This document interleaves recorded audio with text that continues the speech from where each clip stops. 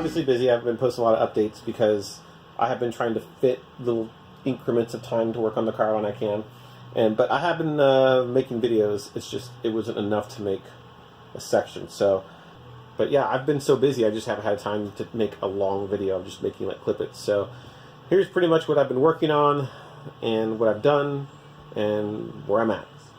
So I got these lights apart because those other lights are obviously dummies. Now there's some stuff on here I just can't repair. Like obviously it's a little pitted there, so there's nothing I can do about that. But I'm gonna get these cleaned up the best I can. The outer housings, I'm gonna paint them black. I had a feeling somebody was in here before because that one had butyl on in an area where there shouldn't be butyl or sealant. But just to confirm, right? Yeah, here it is. Look at it. I was taking some of this off, and there's a razor blade. So somebody's been here before. There's the bezels. Got them black. Ooh la la. So that should cover up. I don't know. It was just, they were so damaged that I just pretty much had to because the chrome was so bad. And just trying to clean the chrome off of the actual headlights themselves has proven to be kind of tedious work, but we'll salvage them, get them together. One headlight complete. Got one little tiny fuzzy in there, but I think it looks okay. Somebody obviously was here before me. These were pulled back. I tried to put a little extra sealant in there. So I think what we're going to do now is throw these in the oven for 5 to 7 minutes, and it'll allow this to mush. It'll make this butyl be a little bit softer. It'll mush out a little bit more and create a little bit better seal. Still got the other light to do. We're getting there. I'll put back together. They're not perfect, but they're in much better shape than when they were on there. The part that I ended up using worked out fine. I already checked them for leaks. I didn't find any leaks. I checked to make sure they worked. They seem to work okay. So tonight, I'm going to try and put them in maybe tomorrow. I was able to pull, well, I don't know if you can see it, but we can kind of see the wire right there. I was able to locate the wire for the tag lights. I didn't have any tag lights on this. So when I was at the wrecking yard, I grabbed a couple of tag lights off another car, of course, and I came here to put them in and I couldn't find the wiring. So I was able to find the wiring. I didn't have to pull the bumper all the way off. Hooray, I got tag lights. This one in.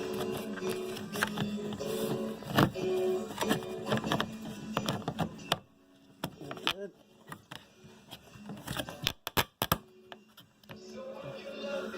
Sweet!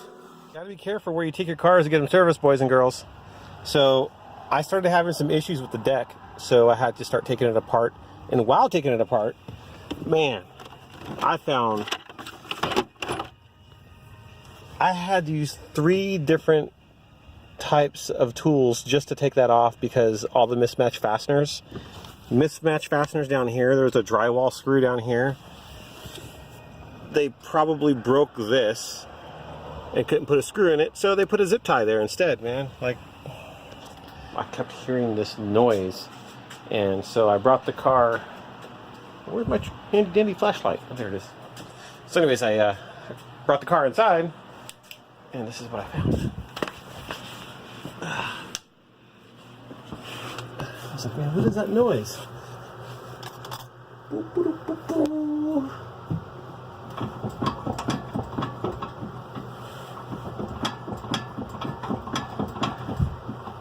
Oh, man. I know a lot of you guys have been hearing me say I'm replacing a lot of poor craftsmanship on this thing. So I went to go take care of a missing lug nut that was here. And lo and behold, that is not the right lug nut that's supposed to be on there. That's for a factory wheel, but it's not for an aftermarket wheel. That's an acorn seat, not a taper seat, which is supposed to be on there. So it's a wonder the wheels haven't fallen off this thing, but even more concerning is after you put these on, because the aluminum has curved a little bit for the acorn seat, it takes a little bit to get it to totally seat correctly with the taper seats. So I'm going to definitely have to keep an eye on the torque on these wheels for the next couple days while I'm driving on them.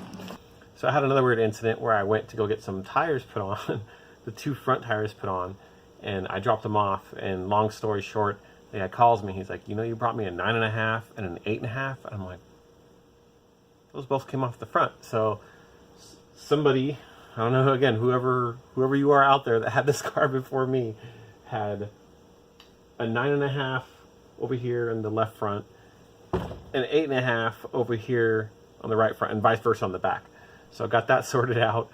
This thing had the factory style Acorn lug bolts installed on aftermarket wheels that required a tapered lug bolt. So I got those all sorted out, and I've been addressing the issue with the stereo. I basically had this weird thing happen where my iPod wouldn't connect.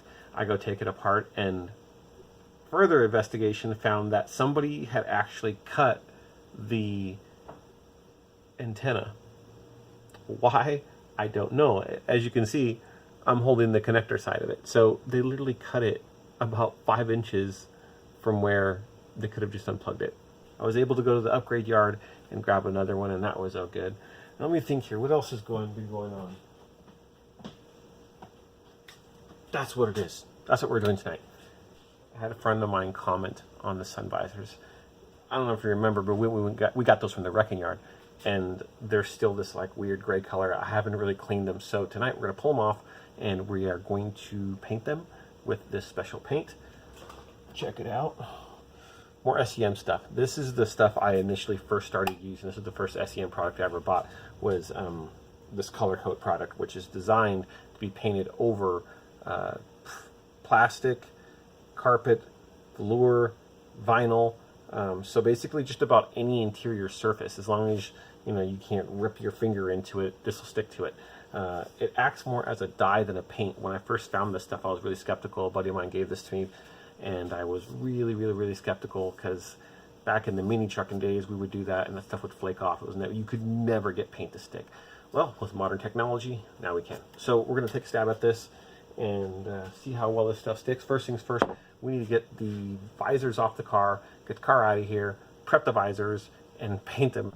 Yeah, that's essentially what we got going on here. So we're definitely going to yeah, a buddy of mine suggested that I could like sticker bomb it or something. I was like, nah, we're going to paint it. Get these off. So I hope everybody is well out there in YouTube land, or whatever format you're watching this video. No, I gotta pop this one up. Do this and try not to knock you guys over. I'm gonna have to definitely paint those. So I'm gonna have to mask those. This could all be done. It's all good. Figure it out. Let's go.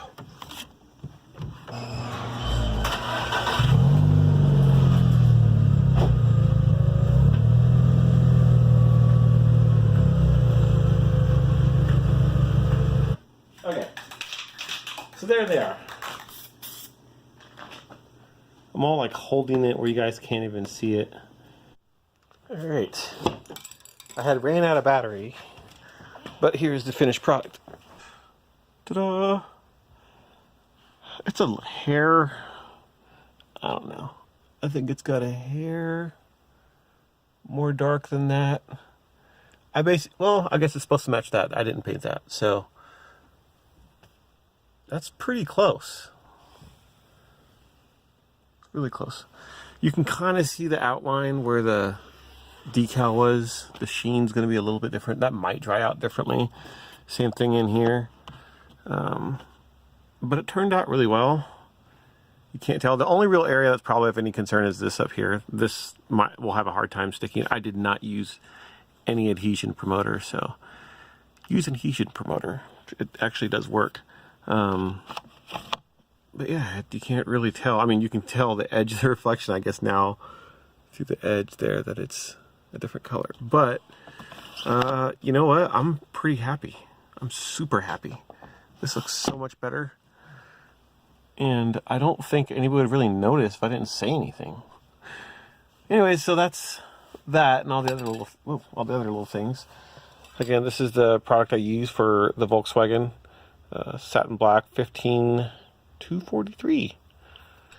Jesus, those gauges are so ugly. I don't know why they put them there. I mean, I get it. I know why they put them there, but you couldn't have, like, I don't have to figure something out. because that is ugly. And they're not backlit. There's no lighting in here, so anytime I want to look at them, I gotta turn a dome light on.